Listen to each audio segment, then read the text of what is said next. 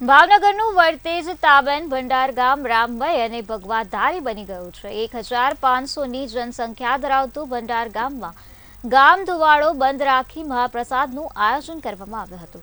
સમગ્ર ગામ રામ ભક્તિમાં લીન બની ગયું હતું, ત્યારે ગામમાં ડીજે સાથે રામજીનો વરઘોડો નીકાળવામાં આવ્યો હતો।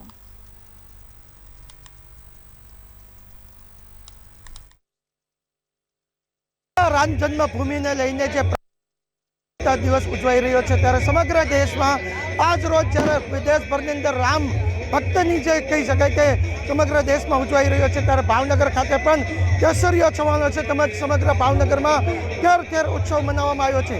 ત્યારે ભાવનગર જિલ્લાનું જે વર્તેજ તાબેનું ભંડાર ગામ છે, ત્યાં ગામજનોની અંદર ખૂબ જ ઉત્સાહ જોવા મળે છે। જોઈ શકે છે કે સમગ્ર ગામની અંદર આજે ગામ ધુવાડો બંધ કરીને જે રામલલ્લા છે તેની શોભાયાત્રા નીકાળવામાં આવી છે, તેમજ જે બાળકો છે તેને પણ વેશભૂષા કર્યા છે કે ભગવાન શ્રી રામ સીતા અને સહિત જે હનુમાનજીના જે મુખોટો છે તે પહેરીને વેશભૂષા પણ કરવામાં આવી છે। સમગ્ર ગામની અંદર 1500ની વસ્તી છે, પરંતુ જે રીતના ગામની અંદર રામ ભક્તોની જે કહી શકાય કે અનેકો ઉત્સાહ જોવા મળ્યો છે।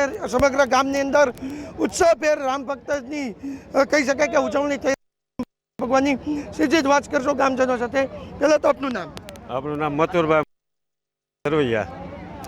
મથુરભાઈ, શું કહેશો, ગામની અંદર આ ઉત્સવ મનાવવામાં આવ્યો છે, કેવો ઉત્સાહ? આ ઉત્સવ અમારે ગ્રામ પંચાયત સરપંચ બુધાભાઈ, શ્રી મુકેશભાઈ, આખા ગામ આખું તળપદા કોળીનું, અને આ ઉત્સવ અમારી જિંદગીમાં પહેલો હોય એવું અમને લાગી રહ્યું છે।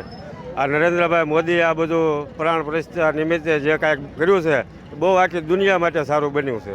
શ્રી રામ હવે મંદિરની અંદર વિરાજમાન છે, આજે એની પ્રાણ પ્રતિષ્ઠા ઉજવાય છે, ત્યારે તે પોતાની જાતને ધન્ય માને છે। સમગ્ર ભાવનગરમાં પણ આવો માહોલ છે।